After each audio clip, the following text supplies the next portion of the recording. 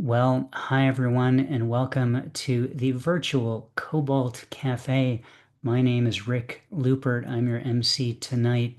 You've arrived on week number 297 of our virtual series. Huzzah, as they say. Good to have you all here for our open reading as well as to listen to our featured reader, Christopher Citro. Christopher, awfully excited that you are here with us and very much looking forward to your reading. We are going to do a handful of open readers first, and then we will have Christopher read, and then we will have the rest of the open reading. If you would like to read and you haven't already done so, please send me a message in the chat and I will add you to the list. If you're on the list and it's your turn, you can read up to 2 poems, maximum of 2 poems, and our suggested time limit is less is more. So take all that very specific information into your heart as you're choosing how much it is that you are going to be reading tonight. Make sure you have the chat room open so you can interact with each other. Since we have everyone muted throughout the festivities, it's a great place to interact with each other, to react to the work that you're hearing our poets read. It's a great place to post links of things you might want people to click on. And it's a great place to send each other private messages if you're the private messaging type. Finally, we do have a 1 drink minimum here at the Cobalt Cafe. Make sure that you have a beverage of some kind to honor and observe that long-standing tradition. I believe that is everything I need to tell you. Before we get to our first reader, I would like to ask if there are any questions. Cathabella. Rick, do you have a sweet slow dance memory that you'd like to share?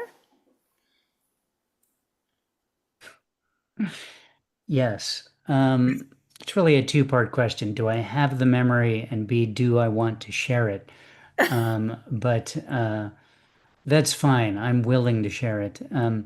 I guess the best one was at my wedding, Addie and my wedding. It's kind of an obvious choice, I guess, but there's a song written by a singer-songwriter who we know that hadn't yet been recorded, but a really sweet song.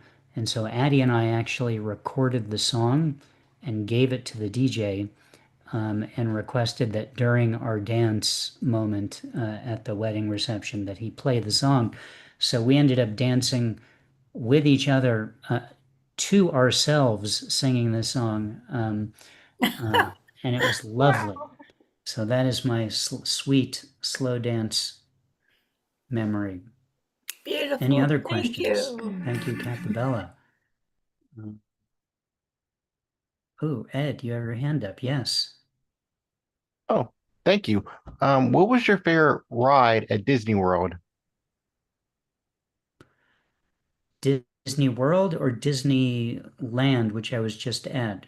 Being a local, I Disneyland. have to Disneyland. I have to Hmm. be specific. It's part of my contract as a Southern Californian.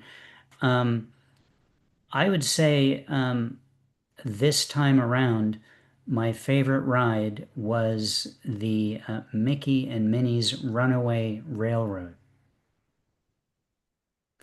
Oh, Usually nice. it's Pirates of the Caribbean, but it's closed currently for refurbishment.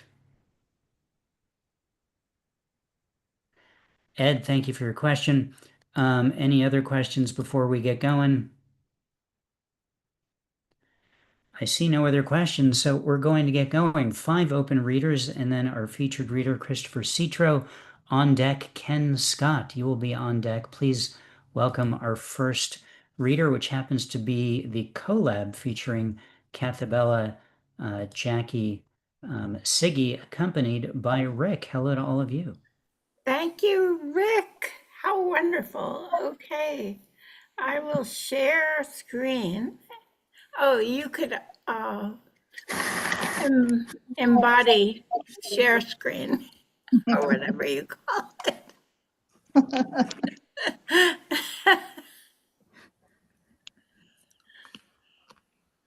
Okay, here we go. Slow dance for Cobalt. Slow dance for Cobalt. Come on. Here we go. Okay. Slow dance. I don't see anything. Oh, I Oh, there it shared. is. It says stop share, so I must have shared it. Jackie, do you see it? Yes, I see it just now. Okay. Siggy, do you see it? Yes, I do. Okay, here we go. Slow dance for Cobalt. Blue Danube on Daddy's shoes, in my bare feet. The slip and slide of Mother's favorite.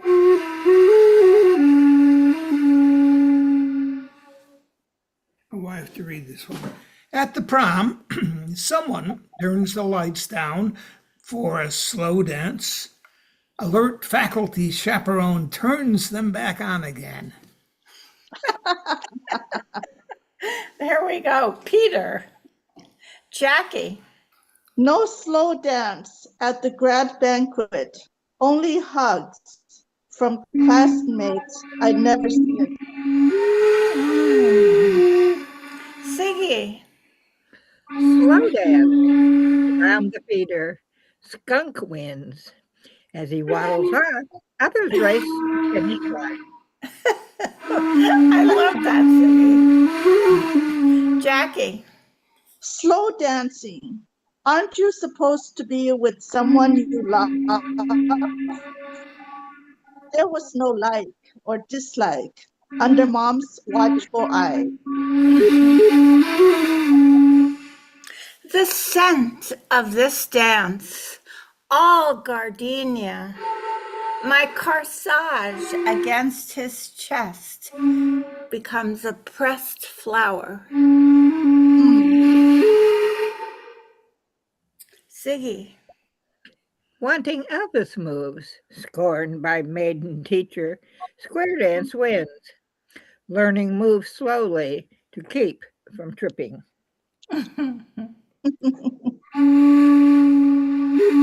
My slow veil dance at the math conference. I look in his eyes. The swirl of my dress as it becomes a rose. Jackie. Unpicked for the last waltz, the one I loved, for the daughter of the club owner. Wow. In total control, she rearranges my hands for a slow dance the way she likes it. I have no objection.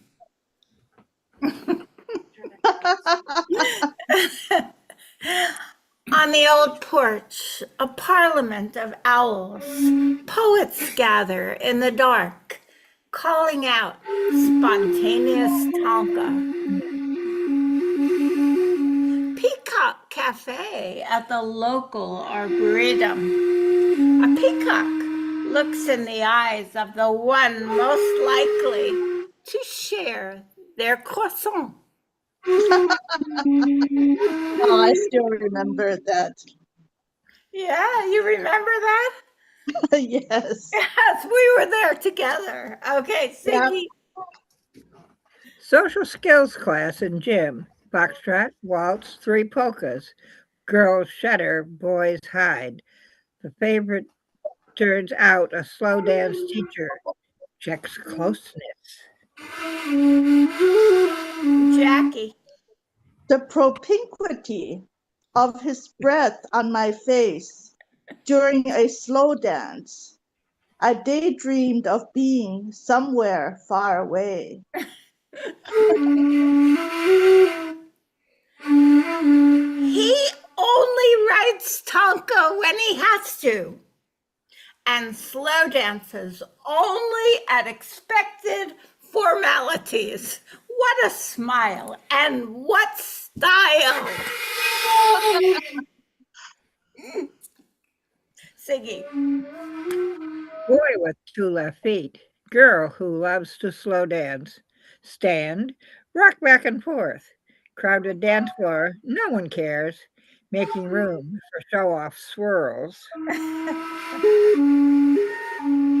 Jackie. Mustering the courage to call my beloved, he turned down my offer.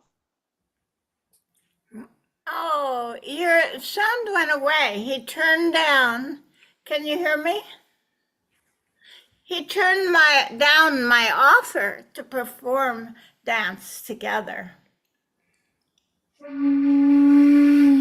A slow veil dance with his klezmer flute. A swirl with Nana's veil. Looking into mother's eyes at our wedding concert.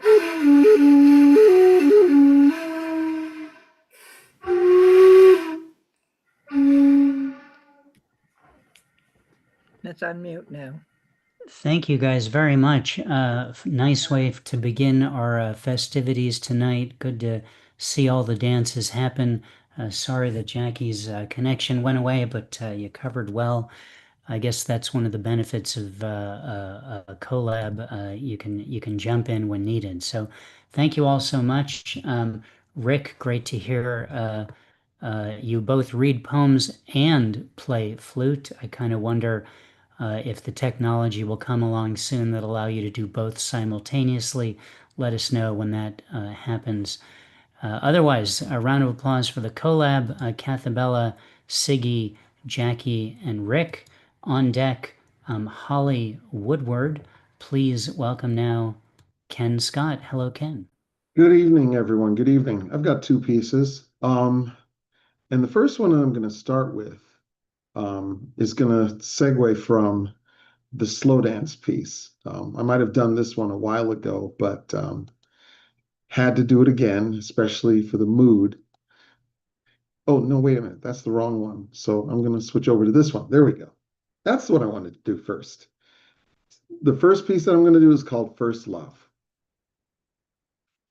There was a time when first love was honest love, innocent love, that special crush when that a guy has on a girl in his class or in the schoolyard, how she blushes with shyness every time he says hello to her with a lump in his throat, both knowing that he likes her and she likes him a little more than friends. Taking her to the movies, studying together, going for walks in the park, and simply enjoying the melody of her sweet voice, the beauty of her lovely face, her radiant smile. Every moment they spend together is special, meaningful, eternal, as if time altogether stopped, as the heavens witnessed their first kiss on the lips, and nothing else in life mattered. She was his first love and his only love, and he was hers till the end of time. Words like boyfriend and girlfriend, so full of life and fulfillment, hinting at forever words like husband and wife, every young couple's dream. It all seemed so clear in the beginning. But then the people lose focus as adulthood meanders onward, forgetting those moments of innocent love as they run after a more jaded version, using sex as a narcotic and calling it romance, all the while digging a ditch that further entraps their hearts, their souls, their minds, their spirits. And yet, the memories refuse to die, flickering flames of first love, bringing them to tears as they finally admit to having missed the mark for so many adult years. And sometimes it's as simple as taking her to the movies, studying together, going for walks in the park, and simply enjoying the melody of her sweet voice, the beauty of her lovely face, her radiant smile. How can it be love when she never blushes with shyness, He never gets a lump in his throat, and everyone just goes through the motions, dating by the numbers, checking that long mental wish list to see if the new prospect fits. Stop fooling yourselves. True love is too gentle to be trapped, too exquisite to be controlled, consuming both a man and his lady love with tender desires too deep to name. A single embrace transcending even that raging fire of sexual heat. A single kiss fulfilling that sorrowful, wandering nomad called the human heart. First love is a memory that forever lights a romantic path. A scent as blissful as springtime jasmine blossoms. A ruby red rose whose sweet fragrance never dies. That's that piece. The second piece is going to be a little bit shorter. And this I wrote when I crash landed after a family situation where I lost the only home I had been living in for decades, shortly after my mom's death. It was a long, hard period of time, but I had to learn to get acquainted with that new life and deal with it. And this piece came out of it called Let It Happen. I crash landed here. I wanted to buy a house. No. Rent an apartment until I pay down my debts. No. Purchase a used SUV to replace the one that was destroyed by an engine fire. No. Rent the apartment in a far better neighborhood. No. Buy the vehicle. No. Rent the apartment. No. Pay down the debts. No. Make sure I can pay my taxes. No. Buy the SUV. No. Rent the apartment that actually has assigned parking so I can have a vehicle in the first place. No. Pay down the debt. No. Pay my taxes. No. No. No. No. No. No. No. Stop. Hush. Listen to your inner voice. Be transformed by the renewing of your mind. Be still. Let it happen. What if I didn't crash land? What if I was a seed being planted? Thank you, everyone. Thank you. Ken, thank you. Wow, quite a journey in that second piece there. I'm just thinking of all the money you've saved on therapy, going from where you were at the beginning of that poem to where you were at the end. Well done. You took care of yourself well there. Yeah, when I am my own therapist, tell me about it. All right, Ken, thank you so much for being here. Round of applause for Ken Scott. On deck, Sean Mahoney. Please welcome Holly Woodward. Hello, Holly. Hi. I'll just read one thing that I think of as like post to all three followers on Blue Sky or X. Swagger. Help! I need to find my husband a lover. I like wine, something stomped on more than my feelings. Lots of warnings on plastic bags, but none on guns. I take candy from strangers and run. On Halloween, people go as me, and I aim to be someone else. Not interested in sob stories, just sobs. Imagine having to sleep with my thoughts every damned night. You can never step into the same bed twice. You need to be fool enough for me to love. The problem with you and me is that I want what you want, and you don't know what you want. The social bar for getting laid is, you can swipe right, you can propagate. Try to make me love you more than loneliness. I need a watch on my crotch. Why does nobody wear jewelry down there? Gaudiness is next to godliness. Cats lick themselves clean. Meanwhile, when we lick our privates, we get dirty. Sex is no team sport. Goalposts shudder and shift. In the dark theater of your bed, no program, no script, 3 acts of sighs and cries. Sometimes it's a 1 act, sometimes 5. To you, I will be like weather, inescapable. My superpower is spectacular failure. Death is inarticulate, confused, chaotic, a flop. I aim to make more people cry at my death. Nobody was going to give me a silver urn for being nice. Let's bake a cake in our house in flames. That's it. Holly, I love that. Well done. Put your blue sky in the chat, and perhaps you'll have up to 5 or 6 followers by the time all this is done. You know, one at a time. And if anyone wants to weigh in and why we're not wearing jewelry down there, I invite you to do so in the chat.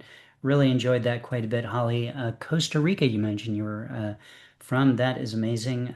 Please come back. I'd love to hear more from you. We do this every Tuesday night. Thanks for being here. A round of applause for Holly Woodward, first time here. We got 2 more readers than our featured reader, Christopher Citro. Melody, you're on deck.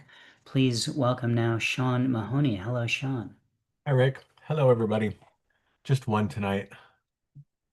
This is called Where the Reflection Takes Me. I found the card I lost. 8 of clubs, gym membership, Starbucks, Amazon, a gift from someone with no trace, no identity. How will I gift my gratitude?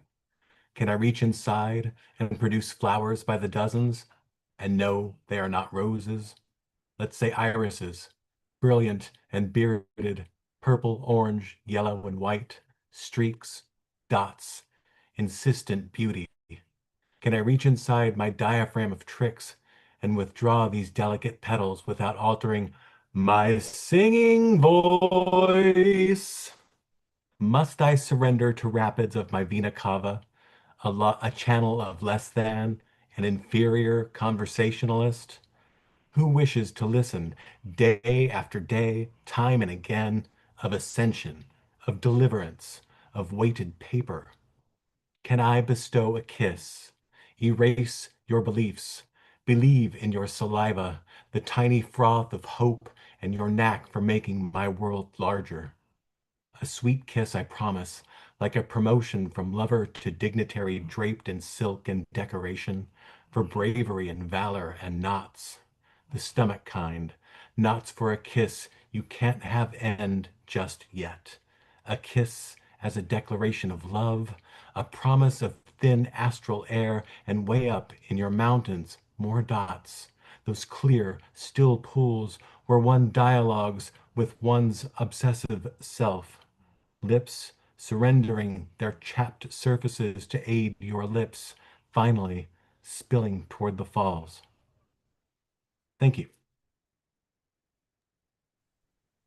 Well, whenever anyone sings as part of their presentation, they automatically receive the Dinner and a Show award, the Cobalt Dinner and a Show award. I don't have a graphic or physical award to give you because I just thought that up while you were reading. But you're helping us break new ground, I think. There should be a broadside for that. Sure, there should be. You're the first recipient of the Dinner and a Show award here at Cobalt Poets, Sean. I'm touched, man. Congratulations. I'm very touched. Thank you so much. Yeah, great poem. Really dug it. Thank you for being here. Thank you. Cheers. Sean Mahoney, everyone. Round of applause for Sean. First recipient of the award I just thought up, the Dinner and a Show award here at Cobalt Poets. Christopher Citro, our featured poet, is on deck. Please welcome now Melody Anderson Brumides. Hello, Melody. Well, hi, everybody. That was a great piece. I'm going to follow it. I don't have singing, but I do have some sound effects. Okay, here we go. The poem is called Theo. From my kitchen window, I looked out to see a fat robin with a reddish-orange breast, gray-brown back, and dark head splashing in our dog's water bowl. The dogs are inside, and the robin is spritzing the water everywhere. The robin seems to be in complete joy, playing in the morning sun.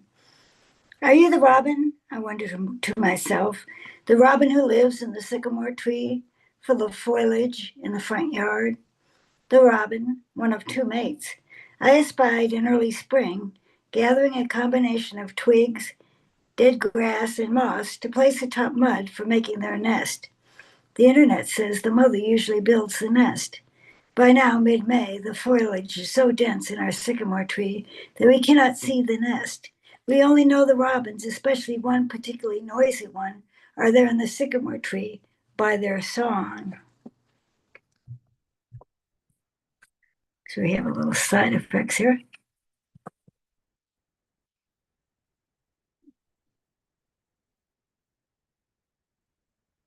There we go. The noisy robin sounds as if she's crying out, perhaps the joy of birth, or watching the baby robin's fledglings trying to fly for the first time. The internet says a baby robin, called chick or hatchling at birth, goes from being a chick or hatchling to a baby robin in the nest, called nestling, to a baby robin attempting to fly, called a fledgling. All of this in 15 days. When baby robins become fledglings, the mother robin will go off to build a new nest near the old one. The father robin stays with the fledglings until they are safely on their own. This pair, these two robins, may have 3 or 4 broods, nestfuls of robins, in the spring from early April through June. I paid little attention to the robins except for in early spring, when I espied the robins' mates flying around our sycamore tree, landing on the branches to decide if this will be their tree this year. Because I do not know the robins, I think of them as the same robins every year. Not so. Like every young couple, the robins find new trees to build their nests. For the joy, do robins feel these emotions too? Of chick birth. This year I sit in my son's new Dodge Ram truck with his 3 children, all under 3. We sit directly below the sycamore tree. While I hold Theo, my son's 1 month old, for the first time, I hear the songs of 2 robins above us. I feed Theo a bottle of milk for the first time.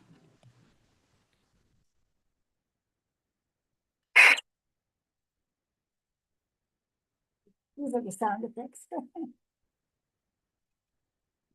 Like any good poet, a grandmother called Mumu, I say to Leo, my son, hey, Leo, Theo, your new baby's son's name, rhymes with your other son's name, Leo. Theo, Leo. Leo, my son, laughs, and without saying duh, shows me that the plans for the human nestlings, all 3 securely placed in their car seats in the back of the truck, yes, their plan is as detailed and secure as the plans for the robins, nestlings, looking o'er us from the nest in the sycamore tree in our front yard. Well, that takes a bit longer. What the robins do in 12 days, our nestling Theo will do in a year. Theo, too, will be running after Leo and Lilani like the fledglings in next year's brood, with the 2 new robins, the mates, safe and secure, hidden in the foliage of our sycamore tree. Thank you. Melody, thank you. You're welcome. We didn't actually just, hear the sound effects. Zoom has a weird, not a weird setting. It's got a setting for called original sound, which you have to turn on because otherwise it does its best to get rid of any background sounds except your voice. So Okay. musicians really had to discover early on when they were using Zoom, in particular during the COVID pandemic, that there was a setting which allowed your instruments and things to be heard. So keep that in mind for next time. That having been said, your poem stood well on its own without those, as your work always does. It's great to hear your memories of your family and things like that. And having just read the poem that you sent for the broadside for your reading, which is coming up in a couple of weeks, I know we're going to get a lot of that when your reading comes along. So thanks for the taste of that tonight, and thank you so much for being here. A round of applause for Melody Anderson Brumides. Thank you. All right. We can only imagine what those sound effects were, and we'll all be thinking about that for the rest of the night. On deck, after our featured reader, will be Ed Potastic, which leads us now to our featured reader, Christopher Citro. Christopher is a poet whose poem got into my inbox thanks to Rattle magazine earlier this year. Phenomenal poem. Really dug it, and Christopher quickly made it to my list of people to invite to participate in this series, thanks on the strength of that one piece. He's written a couple of books which have fantastic titles. One called If We Had a Lemon, We'd Throw It and Call That the Sun. I just want to read that title over and over. You know what I'm saying? Great, great poetry in the title alone. And the other book is called The Maintenance of the Shimmy Shammy. Um, I don't think you can say that without giggling. So that's pretty amazing without even cracking open your books yet, Christopher. Already I'm delighted by the fact that they exist and their titles. Christopher's book, If We Had a Lemon, We'd Throw It and Call That the Sun, was the winner of the 2019 Anti-Venom Poetry Award. His honors also include a pushcart prize. Note the lack of the word nomination there, an actual prize for poetry, and his poems appear in amazing places, including the American Poetry Review, Bennington Review, Best New Poets, IO Review, Kenyon Review, Missouri Review. If it's got review in the name, Christopher's work shows up in there. Plowshares, for God's sake. Christopher, oh, and this is amazing. Christopher lives in Syracuse, where my family is from. Christopher, I lived there for 6 years myself. My mom worked at the university. I was there when they were building the Carrier Dome. So very cool to know someone else who lives there. Christopher, I'm really happy that you're here with us. Please welcome our featured reader, Christopher Citro. Oh wow. Thank you so much, Rick. Thank you for all of those kind words. I'm blushing. I don't know if my laptop camera has a filter to turn off the blushing. That's so awesome. That's so great that you have a Syracuse connection. Cool. Yeah, I've lived here for maybe coming up to 15 years. So not a native, but this is definitely where we're at now. And it's such a beautiful place. The only thing is the winters last forever, which I'm sure you So, oh wow, what kind words. Thank you very much. So, thank you for inviting me to be here tonight and to read to everybody and to hear you all read. What an amazing group of writers. This is such a cool space. This is such a wonderful thing to be a part of. Thanks everybody for being here tonight. For me, it's tonight. It's 10:30 when it started. I'm going to begin with some poems from my second book. If we had a lemon, we'd throw it and call that the sun. And I'll begin and end with a couple poems from that book, and then I'm going to read poems from my manuscript of what I hope will be my third book someday. But first, I'm going to read a poem not by me.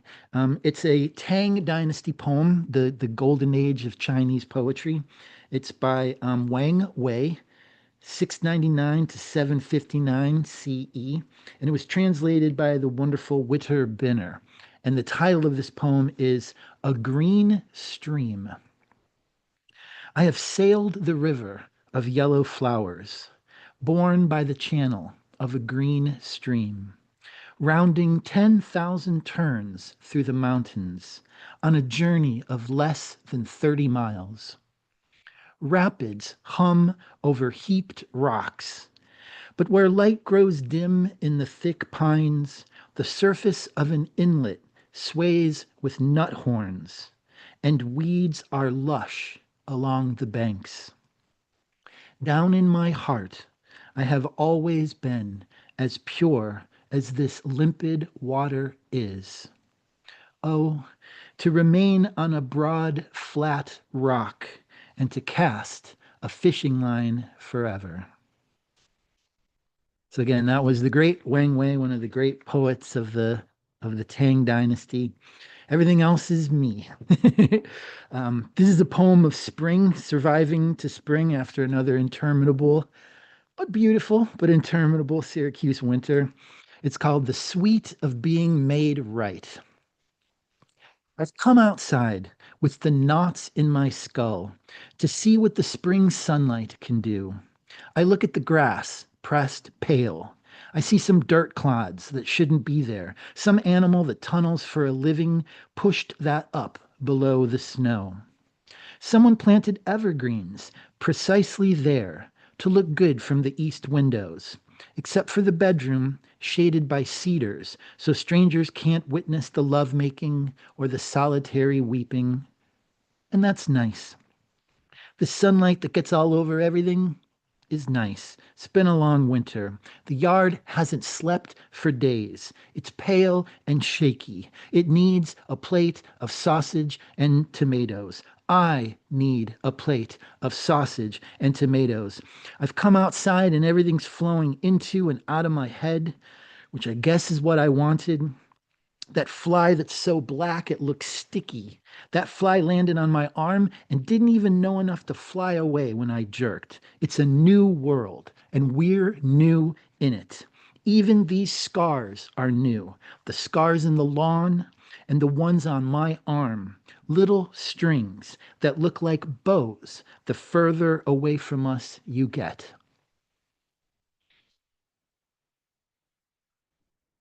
Thank you, everybody. This is a short poem called An Emergency Every Day of the Week. It's how you know I love you. The trees along the ridge line sway into one another the way I lean in to you.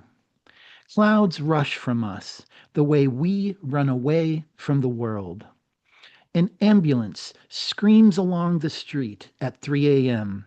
Inside, there's you on a gurney and me on a gurney. No nurses either side, not even a driver. We split the cold air like a scalpel. A bump. I reach out my hand for yours. Yours is there in the air and it clasps mine.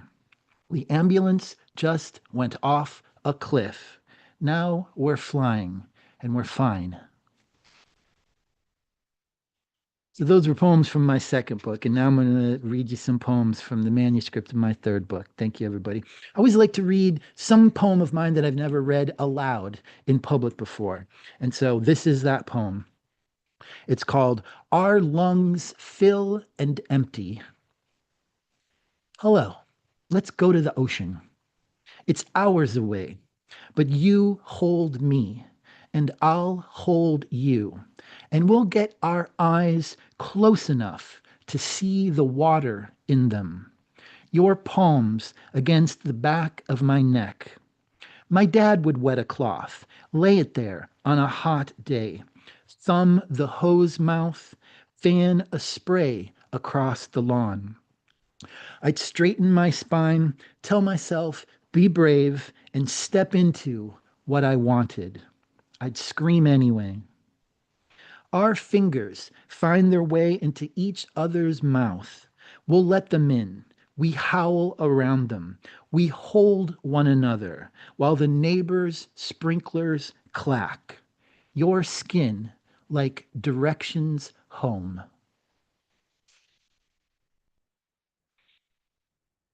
Thank you, everybody. In I think it was ninth grade, I remember in I think science class, we learned about absolute thresholds, the measured amounts, the lowest amount of something that I guess people typically can perceive in sound or in sight. And I remember for absolute threshold for vision, they talked about a person standing on a mountain on a clear, dark night can see a candle flame atop a mountain 30 miles away. Growing up in northeastern Ohio, that just seemed so exotic to me. And I was thinking about it when I wrote this poem. It's called Come In, Go Ahead, Say Again. The ceramic faces along the garden wall are changing color. Some kind of fungus, probably. Skies have moods. We gave these to them, named the rivers. Imagine that. Amazon, Ganges, Nile, Mississippi. I don't believe it either. I believe eating a biscuit on the shore during a work break tastes better than that same biscuit anywhere else. I believe the parchment paper holds crumbs in a way that makes me call them golden. The raccoons here have tiny human hands. Not healthy human hands, but human hands. And they sort through trash bins for what's still good and useful, even with tooth marks. If I'm continuing to make sense, it is because broken hearts rattle in sync. We measure thresholds by a single candle on a mountaintop far in the distance from your mountaintop. On a clear night, the sky has backed off. The clouds are best ideas. The moon, a buddy. She's been there all along. Answers your emails. You slept together once, but it was better to just be friends. I'm not even thinking about my own mountain. Green faces around me in the night. I'm trying to make out the light on yours that will tell me you're there. Thank you, everybody. This is a poem called Hawk Shadow Here to Help. Is it gone? Did we miss it? Wings pass, and we're waiting for a memory to open like a fruit unpeeling itself. Those peaches went from yellow steel to mush, darkening around the stem in the time it took us to eat 2 dinners, make love on the couch and once on the floor, then sit beneath dropping cherry leaves, wondering how to get through the next few years. It's like the peaches have let us down. Why'd we bring you into this house if you're not going to help? We don't mean fix that valve behind the toilet. We're not children, but peel wax paper from a bandage, swab with witch hazel, press gently but firmly. We were 13 once, sitting beside a lake so deep we saw faces. We leaned against a pine. It held us.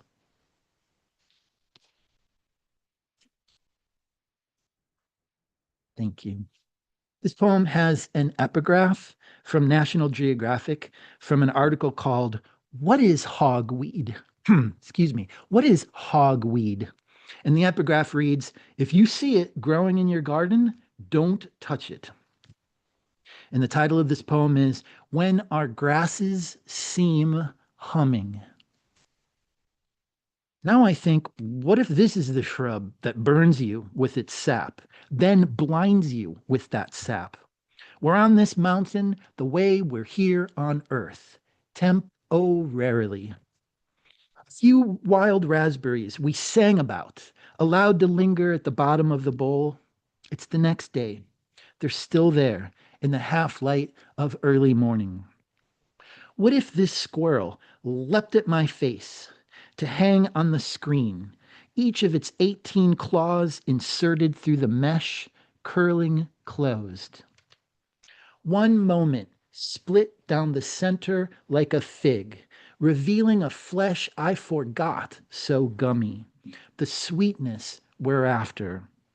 Within each fruit a wasp dies and is eaten by sugar, inside a mash of flowers blossoming darkly. I am a human being under a ceiling and roof I did not construct, inside a mash of flowers blossoming darkly. I am a human being. Thank you. I'm arachnophobic, extremely arachnophobic. I literally just killed a spider like half an hour before tonight's event began. I know that's not a rare thing. And they enter my poems. I wish they wouldn't, but the things keep sneaking in. So it's not the only animal in this poem, but this poem's called In a Kingdom of Little Gusts, and I Want Out. Our cat leapt upon the young garter snake. I had to pick up a brick to crush what would not die. A perfectly shaped head with eyes crisp against a plantain leaf, slowly moving from side to side, with more apparent grace and beauty than I have ever managed, even when I was young and filled with baby deer. The next thing I saw was me pushing down the brick. I used a rake to lift the green string into the wild mint growing beside the patio. I'm telling you this because later the stars shone in great profusion. And I could feel, as I can, the spine down my back, the cold expanse of nothing between each of those specks. Silly lights. This morning I thwack a spider on the ceiling. It falls behind a print of a Mayan king lifting the god of lightning. I crush the spider and say to you, it must be autumn because now I kill one or two things every day. And you say to me, nothing. You put down your yam, walk to me, and lift your arms around these shoulders, shaking like the fierce heart of a rabbit. Obligatory 2-poem notice. Just got 2 more poems left. This is a short one. This is the one that I believe has been made into a broadside by Rick. Thank you very much for doing that.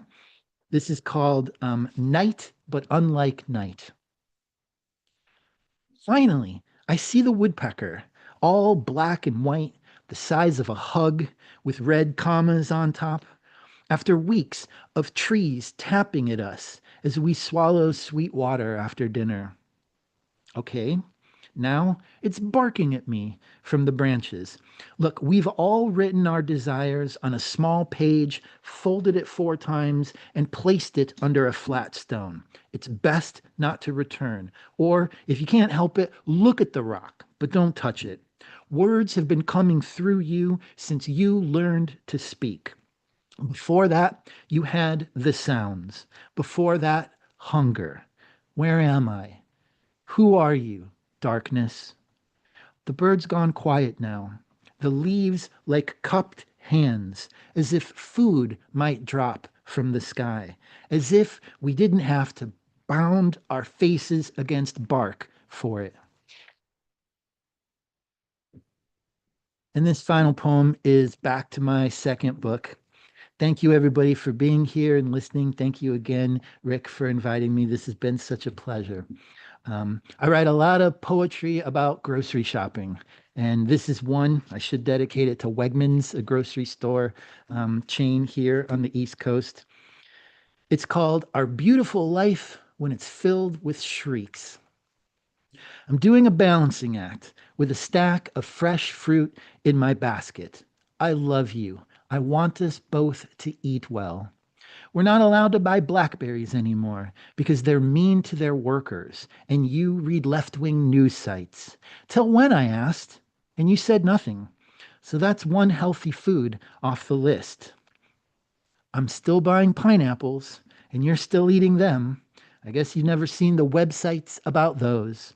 Nobody in this supermarket knows that I am a puma.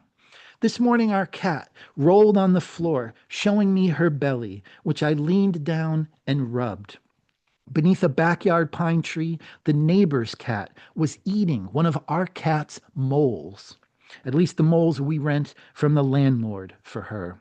It's so complicated staying alive sometimes. The voices of the collection agencies on the answering machine sound menacing. They're paid to sound that way, and they're not paid much more than the people they're menacing, which can get you thinking if you're the sort who likes to think about that sort of thing.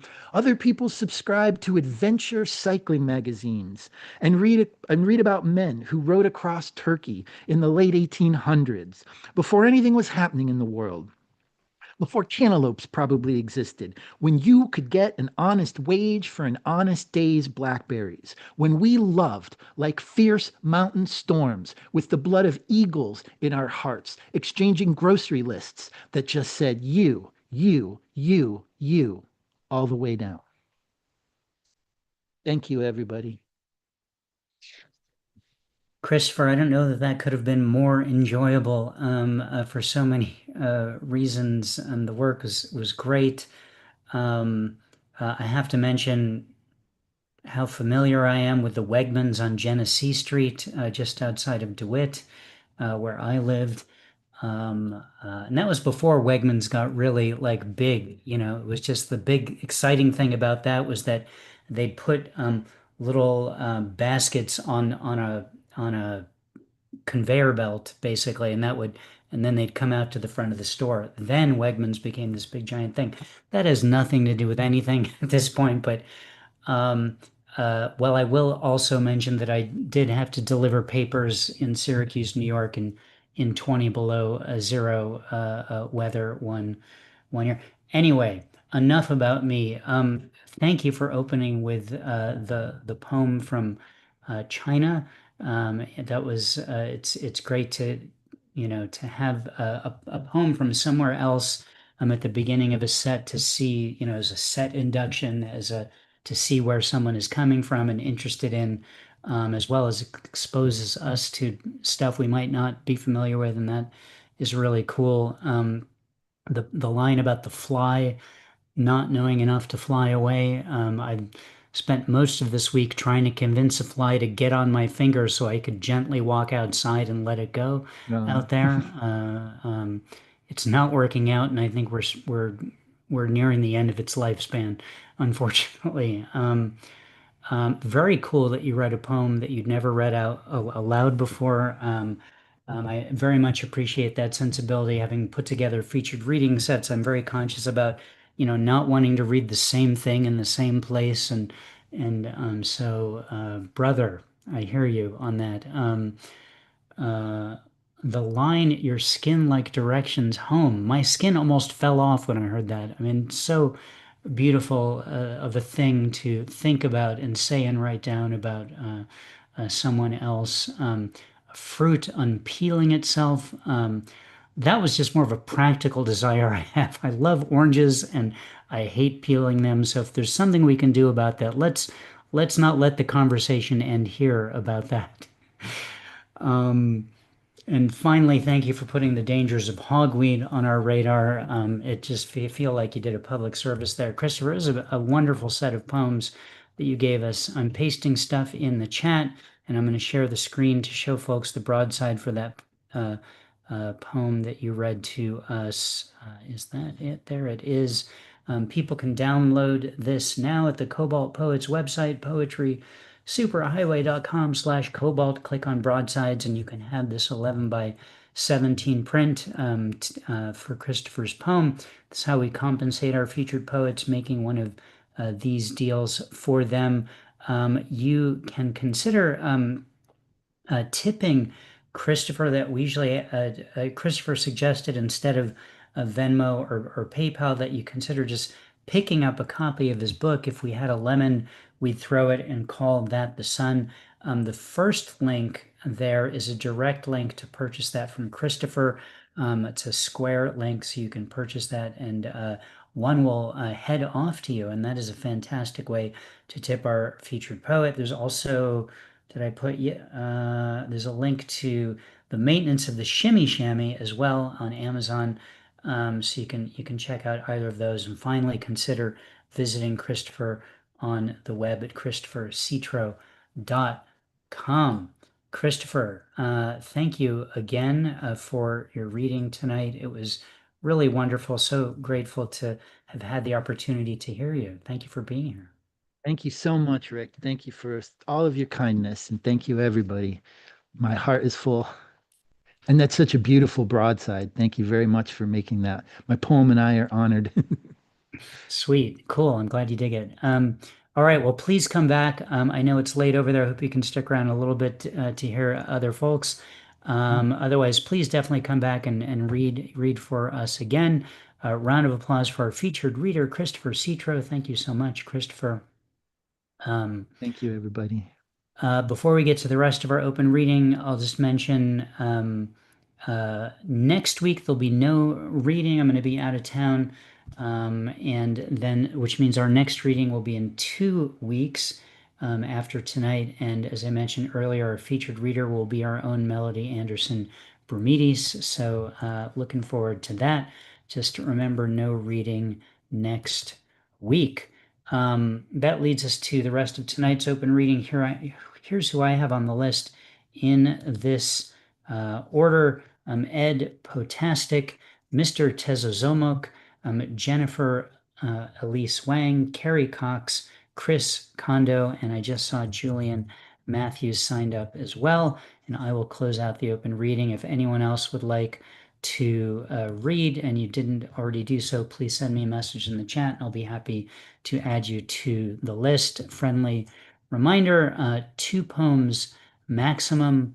Less is more is the suggested time limit. Tez, you are on deck. Please welcome now Ed Potastic. Hello, Ed. Thank you for making me feel so fantastic. Thank you for being so bombastic. Thank you for being so enthusiastic. And thank you so much, Christopher, for your wonderful poems. Hello, my name is Ed Potastic. Hopefully, I'm fantastic. Please, it's time to join my rhyme. I feel sublime. I got 2 pieces, so I'll take them as time. The first piece is called Clad in Clutter. We are all turtles, going through hurdles, carrying our boulder, getting a bit colder, growing through our pace, no time to waste. Carry your insecurities, why carry theories? Carry your regrets, why carry a threat? Carry your sadness, why carry numbness? Carry your shame, why carry the blame? Carry responsibilities, why carry insensitivities? Carry your anger, why carry an anchor? Carry your mistakes, why carry headaches? Carry your sins, why carry linchpins? Carry your past, why carry whiplash? Carry your expectations, why carry isolations? Don't carry too much, ease on the clutch. Get out of your shell, is it ringing any bells? It's not a part of you, you know what to do. I know it weighs a ton, toss it, enjoy the sun. It's your burden to bear, it's not a burden if you share. I can't, because I'm shy. I have to really ask, why? Don't stay closed or hidden. Your story hasn't reached an end. You're not just a turtle, but somebody. You're still the life of the party. Please drop it and just reach out. Believe. This is what life is all about. Thank you. And the other one's called Unsorted Dreams. May dreams be reality to strengthen yourself mentally. Sometimes dreams die, being one in the sky. Dreams always take root while creating sweet fruit. Everybody has one, shining brighter than the sun. Yet people don't understand, it's there in your empty hands. Do you feel its presence? It's there with your adolescence. Your imagination flowers, giving you virtuous powers. Remember that paper turned into vapor. It reads, what is your dream? You were blowing off steam. You want to be an astronaut, but never gave it a shot. You want to be president, but you were defiant. You want to be a hero, but your grades were 0. You want to be a doctor, but life can be a shocker. You want to be a legend, but you don't know where to begin. You want to be great. You are great. No more debate. You try, then you cry. Don't be dry to deny. Some of you killed it, but you embodied it. You drink it, you eat it, you speak it. Don't deceive it. You are it. You are someone's dream. Now it's time to be supreme. Thank you. Ed, thank you. Nice to see you again. It's been a while. Glad to have you back in the fold tonight. I share the heck yeah sentiment from Bill Gaines. Yes. Cool. Welcome back. Round of applause for Ed Potastic, everyone. On deck, Jennifer Elise Wang. Please welcome Mr. Tezozomo. Hello, Tez. Good evening. I'm going to read a little bit from my novel, The Glorious Tribal Nation. The river to the east. The parking lot holds a thin sheen from the night's rain. The asphalt reflects the facade in soft and duplicate, as if the structure rehearses itself, its own presence before the day begins. The sky is low, undecided. The air carries the faint metallic smell that lingers after a brief storm. I arrive before most of the staff. The spaces nearest the entrance remain open. I park in the third row where habit has placed me for years. Engine off, door closed. The building holds its posture. Inside, the lobby lights hum and sequence, security nods, badge scan, elevator call. The doors close with practice quiet. The ascent is brief. The third floor corridor carries the faint scent of carpet paper. Offices arranged in symmetry, doors labeled in uniform font, emergency evacuation maps posted at equal intervals. The signage does not vary in tone or color. Everything accounted for. My desk faces west beyond the glass. If the light is clear enough, the river is visible as a darker band between trees. Today, the sky remains low and the water does not distinguish itself sharply. It appears a suggestion more than line. My work is corridor review and flood mitigation compliance, monitoring intervals, permit language, public packets. I keep the bend legible to the institution.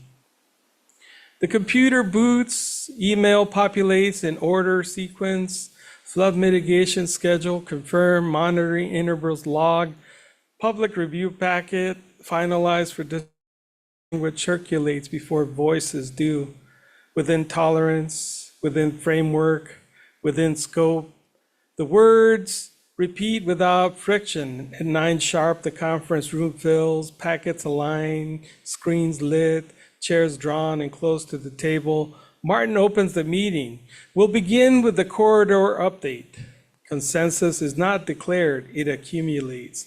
Discussion moves in increments, erosion, point, stable, migration, minimal, hydrologic variance within model projection.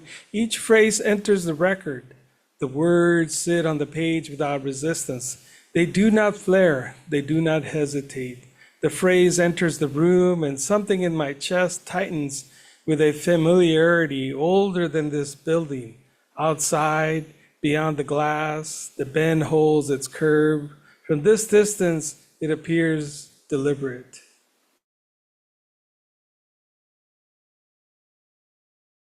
Floodplain mitigation, public safety, predictive modeling, a line drawn not against the river but alongside it. The early drafts of the map showed uncertainty. The margins shifted between iterations, widened in some places, narrowed in others. Data sets were refined, historical crests were entered into simulation, topographic scans were layered against projected seasonal variance. The final corridor appears confident, a band of color on the map, a shaded region that suggests foresight. Within the band, construction is limited. Outside it, expansion proceeds. The river moves regardless.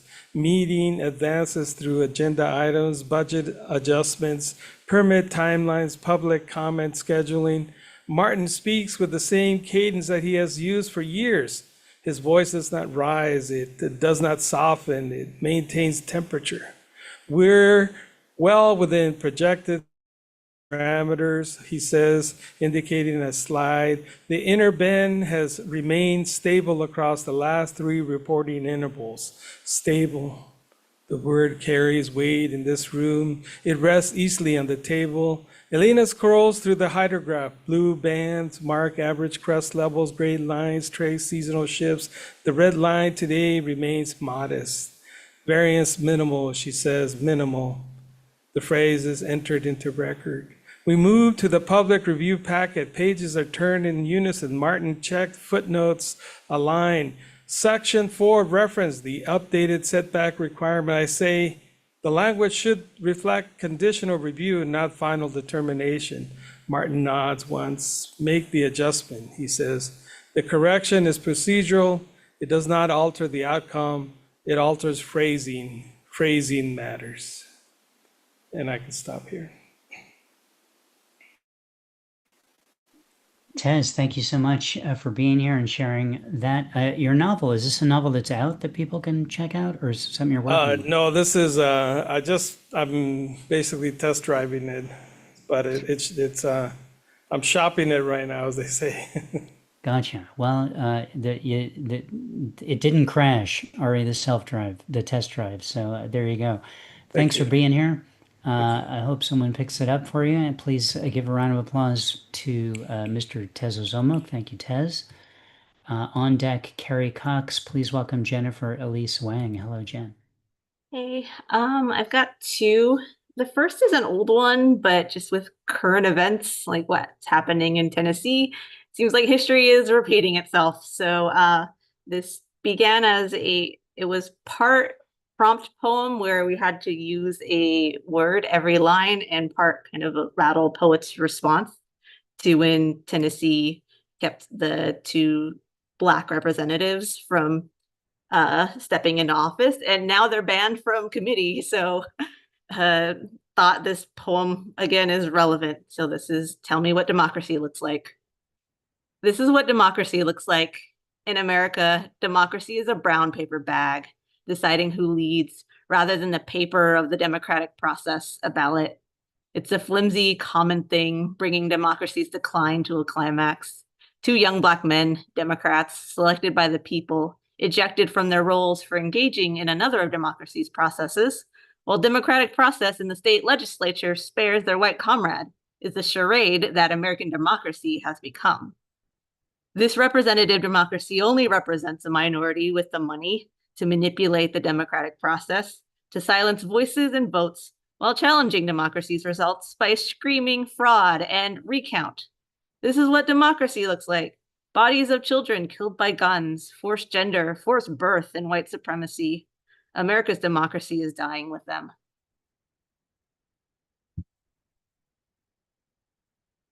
And so something newer. This was a poem I recently wrote. Every year, the Dallas Literary Festival has a contest where people write a poem based on a theme and a collection of 30 words. The theme was time, and so I came up with, originally I wanted it to be a steampunk poem. It wound up being more just like general sci-fi. So this is The Traveler. The agency had not clocked my intentional dragging out of the mission, for I had also found a fold of space-time to slip in, and was now traversing through different branches of the universe. I was confident I could continue giving myself an unending extension, having calculated to the exact meter per second I could travel faster than light without overburdening the ship. But our bright chrome was beginning to tarnish and bore marks from times I would veer off course or start spinning off axis due to a foreign gravitational force. Nothing like having woven through an asteroid field to quicken the pulse. I had avoided catastrophes for so long, and then I spotted it, a crack. It became a daily interruption, my personal yellow wallpaper, causing friction within my own mind. I thought I preferred a fallow heart to a breaking one, an adrenaline rush over affection. Wasn't it better to have lived many lives in new worlds and histories? Or have I wasted the only life, the only present that mattered? This drawn-out journey had reached its closing act. Time to yield to the ache I was avoiding and return to that pale blue dot. The setting for home had already been in the ship's computer. I typed the coordinates, turned the FTL dial, and crossed the threshold. A moment of silence for the death of Bohemia. Sorry, for the American democracy. Perhaps, I don't know. I'm with you, Jen. It's terrible out there watching these things happen every day and having to revisit these poems that that we wrote years ago and that we thought we'd moved past. Thank you for bringing that to us tonight. Thank you for being here. Round of applause for Jennifer Elise Wang. Thank you. On deck, Chris Kondo. Please welcome Carrie Cox. Hi, Carrie. Hi, Rick. Hi, everyone. I have a couple poems tonight. The first one is called Ruminary. Where is the jungle about to bloom in the human spaces we have cultivated out of breath and moisture, sometimes tears, our own blood, the minerals seeping into the soil where wild things eat? Where are the webs of spiders we're infinitely imagining, the walking into, the trapped tendrils stuck to your bare skin like a common bug just before realizing its mummification is underway while still alive?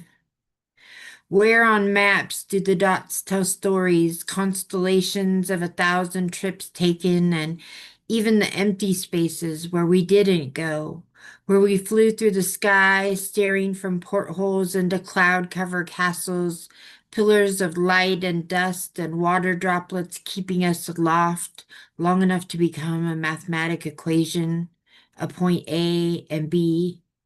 Is marrow holy? Is life a speed round, a slow turning inside out? Is the chance worth the risk when your mouth's full of meteors and no one thinks they're as beautiful as you do? Is there a difference between lavender and salamander belly hues, postpartum and postmortem blues, the missing pieces we couldn't refuse, a spot of refuge when the heart's a recluse, needing some time to love itself loose? Is that an ace up your sleeve? Is it a deuce? Are you playing to win or paying your dues? I've walked all these miles with stitched skin for shoes, moccasin breathing the cottonmouth noose. I'm still sad in passport pictures, punctured by latitudes, an immigrant instinct for traveling in twos. I'm shades of a sales pitch on how not to lose your money, your mind, or your favorite excuse. If space is an exit and time is a wound, healing itself as the universe ballooned, why am I grieving what can never be ruined? And I have one more. It's called Understudy. It's brand new. Two-tone teeth never sleep in mouths that always dream of meat, chewing hard, spitting out bones, ballooning the moon till it fits in God's arms. Those famous limbs that built Rome in a day, pulled out a rib and taught Adam a new name to say. Archangel artifacts older than truth come back like the haunted, crumble like youth. Sucked up in spades, the winter's old rays, the breathing, the heaving, the uphill both ways. My veins are a trance where iron and salt dance in a liquid romance called a pulse. The pressure loose and light until it's time to fight or take flight or simply disappear and call it a curse. Fringed feelings faking, the holy wafers still baking, the leopard souls still making the best of the worst. Argyle answers in books made of matches, burning through bushes, crowned like a cactus, a single star, when the night was the blackest. The chicken says the egg came first. Capitulated calcium, the gums become more numb, debriefing the teeth in the land of sleep before the cross is hung. Don't beg to be remembered. I'm an encyclopedic heart, afraid of the verbs in a Bible's black arms, ventricles blamed for the burst. Time moves different when you're living this way. Guilt grows wings and still limps away. Two-tone teeth with nothing to say that doesn't sound rehearsed. Thank you. Well done, Carrie. Really strong work tonight. Great new piece. You should be proud of that.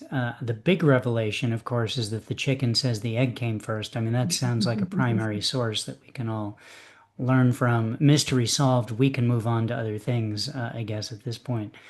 Thank you so much. Good to see you here. Round of applause for Carrie Cox. Thank you, Carrie.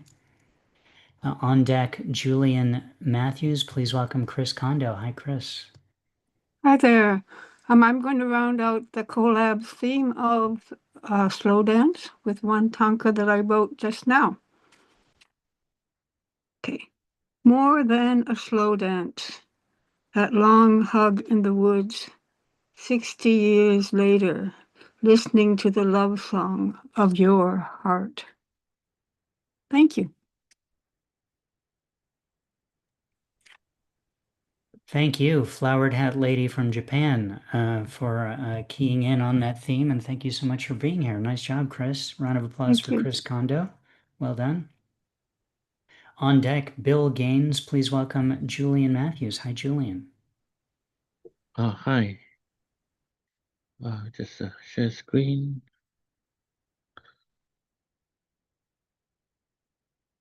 Just a sec.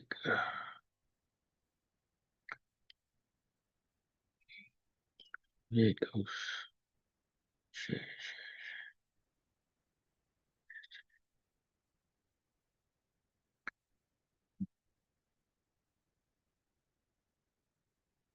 In the dark, we grew in unlit wombs.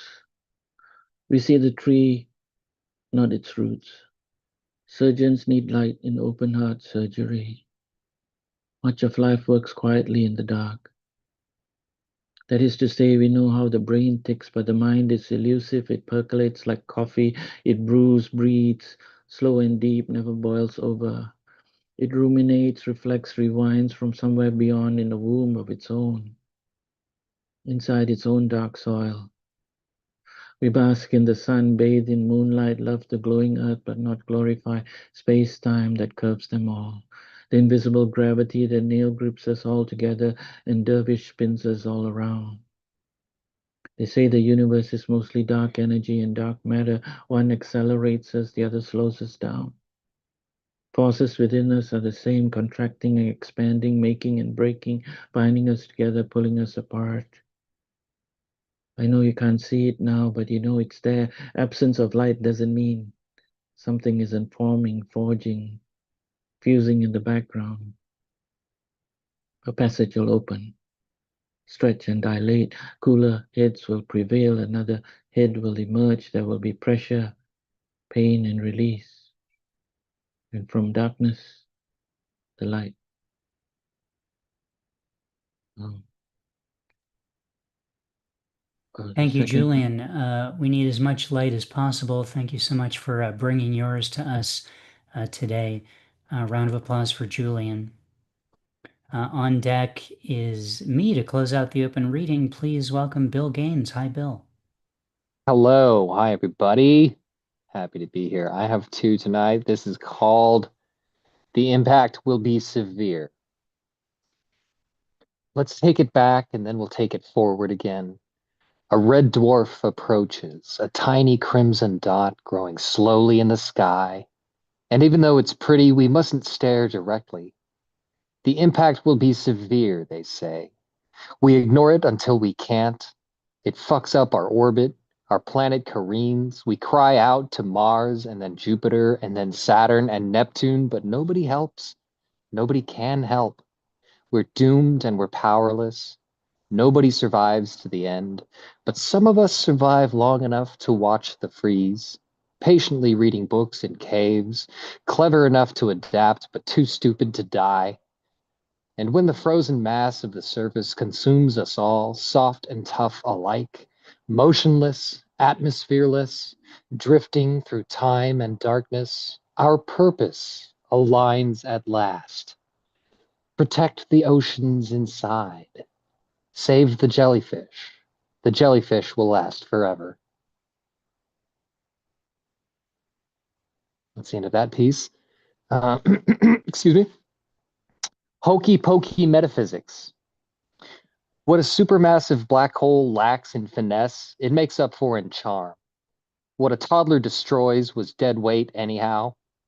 What a red robin feels is bluer than you'd think. The absurdity of existence is tolerable as long as you know where your left foot goes. Thank you. Thank you, Bill. Protect the oceans inside, indeed. Thank you so much for being here. Glad you made it in tonight. Round of applause for Bill Gaines. Thank you, Bill. Thank you. I'm going to close out the open reading with two poems. The first one is from Hi Moose Alert, my most recent book.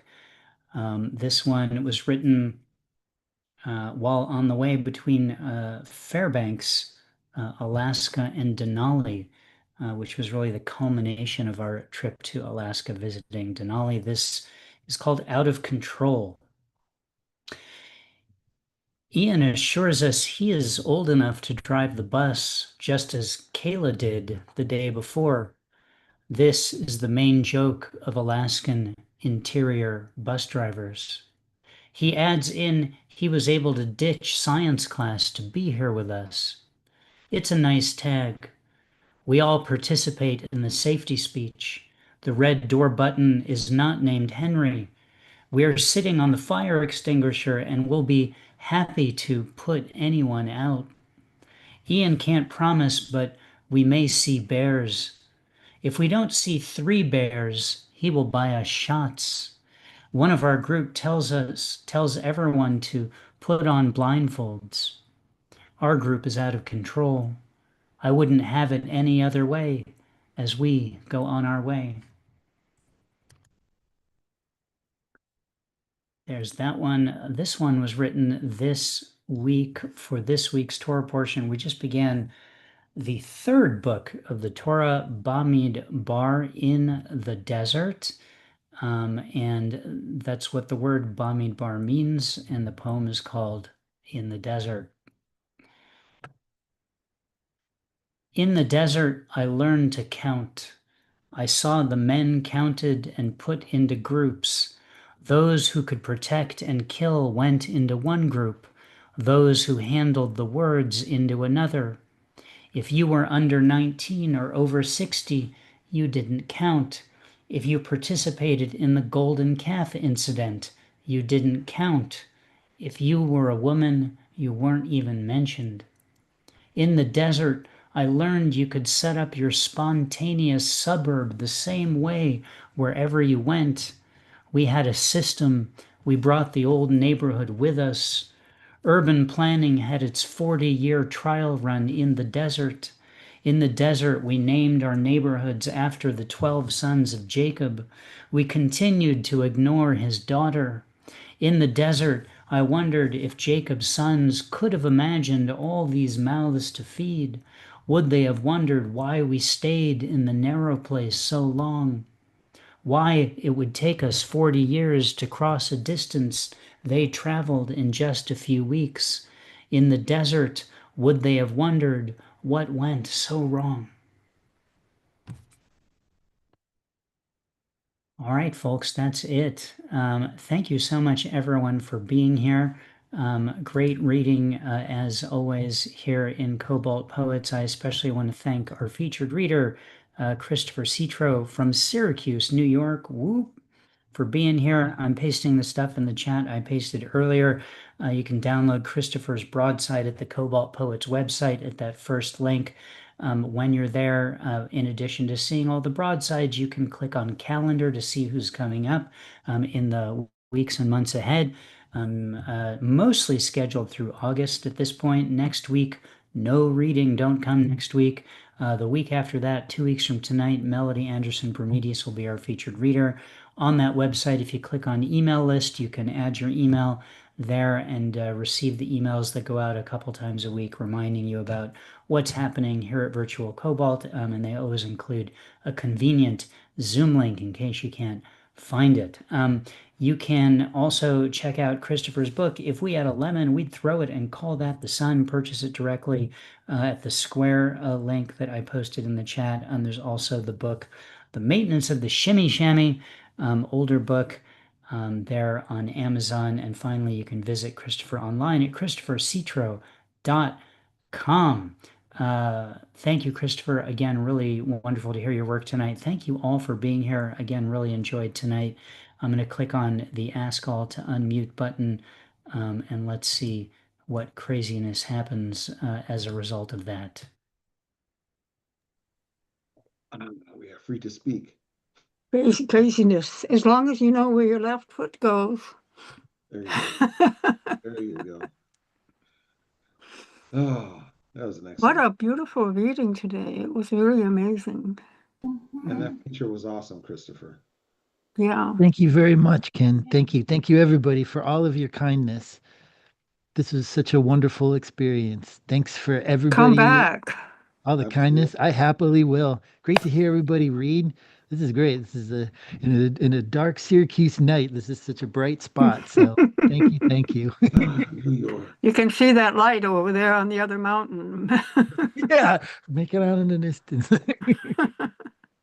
I had a similar experience when I took the train across Canada. I did it a couple times, but the first time when I went on going on the prairies, and they were just getting a little rolling and everything, and then I was looking west. Okay, and just suddenly, absolutely suddenly, there were the Rocky Mountains and the snow and everything. So there is a finite distance that we can see, and it's very, it's just, it happens like that. I'll never forget that experience. That's so beautiful, Chris. The first time I saw the Rocky Mountains driving on Highway 70 across Kansas and then the eastern part of Colorado, the flattest place I'd ever been. And it goes from that to then the Rocky I know, it's and just, I will never forget that moment either. It's one of the most breathtaking moments of my life. Me too. Yeah. Yeah, thanks for sharing that. You reminded me of that with the candle. Oh, I'm so delighted about that. Rick, your cat was just there instead of you. A reasonable substitute. I was happy to be able to round out Cathabella's theme this week. That was so sweet, Chris. I was thinking about you even earlier.